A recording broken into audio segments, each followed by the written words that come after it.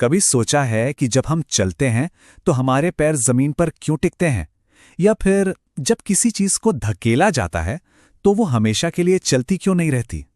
आज हम उसी एक अदृश्य शक्ति को समझने जा रहे हैं जो हमारे हर दिन की जिंदगी को मुमकिन बनाती है। तो चलिए इसी सवाल से शुरू करते हैं। ये जो केले का छिलका है, ये जमीन को इतना फिसलन भरा क्यों बना देता है? और अगर इसका ठीक उल्टा सोचें तो जब हम किसी चीज को मजबूती से पकड़ते हैं तो ऐसा क्या है जो उसे हमारे हाथ से फिसलने नहीं देता? ये जो अदृश्य शक्ति है ना, ये हमारे चारों तरफ काम कर रही है। जैसे एक लुढ़कती हुई गेंद जो कुछ देर बाद अपने आप रुक जाती है, या ब्रेक लगाने पर धीमी होती कार। इन सभी घटनाओं में एक ही कॉमन बात है। चलिए उसी बात का पता लगाते हैं। और यहीं पर असली सवाल उठता है।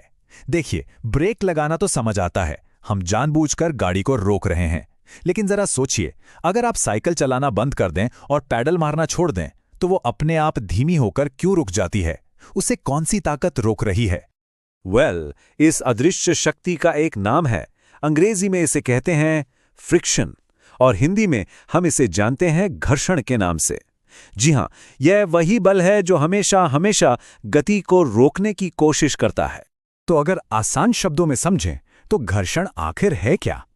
ये एक ऐसा बल है जो हमेशा हरकत के खिलाफ, मतलब उसके ऑपोजिट काम करता है। ये एक जिद्दी दोस्त की तरह है जो हमेशा आपको रोकने की कोशिश में लगा रहता है। जब भी दो चीजें एक दूसरे को छूती हैं, घर्षण वहां मौजूद होता ही है।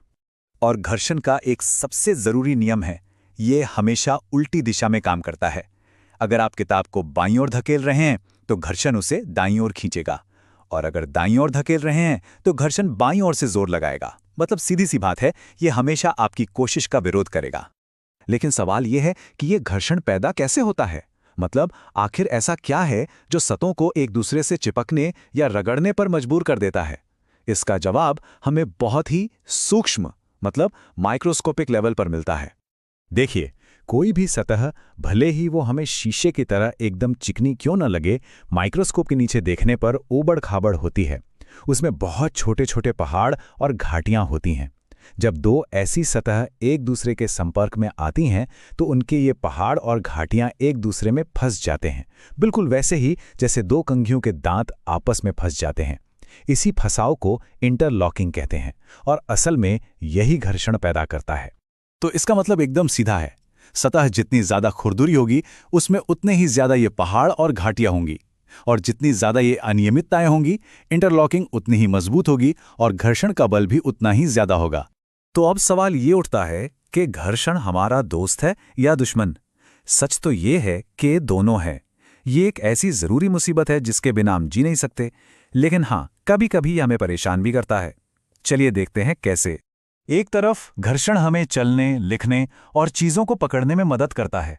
इसके बिना ये सब कुछ नामुमकिन होता। लेकिन दूसरी तरफ यही घर्षण हमारे जूतों और गाड़ियों के टायरों को घिस देता है और मशीनों में फालतू की गर्मी पैदा करके ऊर्जा की बर्बादी भी करता है।